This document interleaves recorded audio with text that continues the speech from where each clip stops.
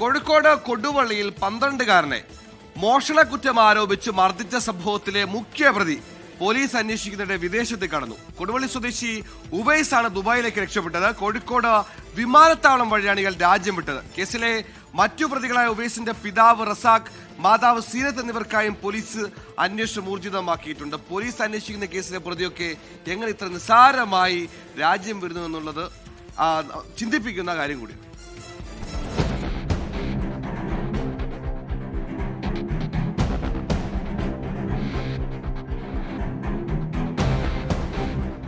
Watch മോഷ്ടിച്ചു എന്നാരോപിച്ചാണ് കോഴിക്കോട് ആവിലോറ സ്വദേശിയായ 12-കാരനെ പിതൃസഹോദരനും കുടുംബവും ക്രൂരമായി മർദ്ദിച്ചത്. വീട്ടിലേക്ക് വിളിച്ചു വരുത്തിയ ശേഷം കൈകാലുകൾ ബന്ധിച്ച് മുറിയിൽ പൂട്ടിയിടുകയായിരുന്നു. നഖത്തിൽ ഈർക്കിലി കയറ്റിയും മുറിവുകളിൽ മുളക് വെള്ളമൊഴിച്ചും കുട്ടിയെ പീഡിപ്പിച്ചതായാണ് പരാതി. CWC ഇടപെട്ടതിനു ശേഷമാണ് പോലീസ് കേസെടുക്കാൻ തയ്യാറായത്. അതിനിടെ പ്രശ്നം ഒത്തുതീർപ്പാക്കാനുള്ള ശ്രമവും പ്രതികൾ നടത്തിയിരുന്നു.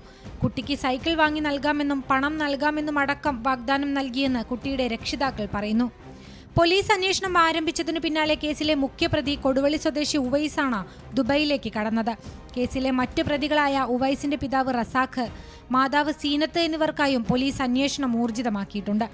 പ്രതികൾക്കെതിരെ മർദ്ദനം, ആയുധം ഉപയോഗിച്ച് ഉപദ്രവിക്കൽ, ബാലനീതി വകുപ്പ് എന്നിവ ചുമത്തിയാണ് കേസെടുത്തിരിക്കുന്നത്.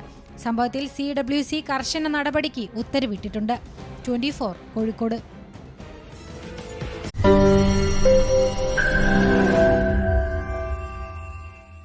ലോകത്തെവിടെയായാലും ഏത് സമയത്തും 24 വാർത്തകളും ഓഗ്മെന്റഡ് റിയാലിറ്റി പാക്കേജുകളും എക്സ്പ്ലെയിനറുകളും വിശദമായി കാണാൻ ഞങ്ങളുടെ YouTube ചാനൽ നിങ്ങൾക്ക് സബ്സ്ക്രൈബ് ചെയ്യാം.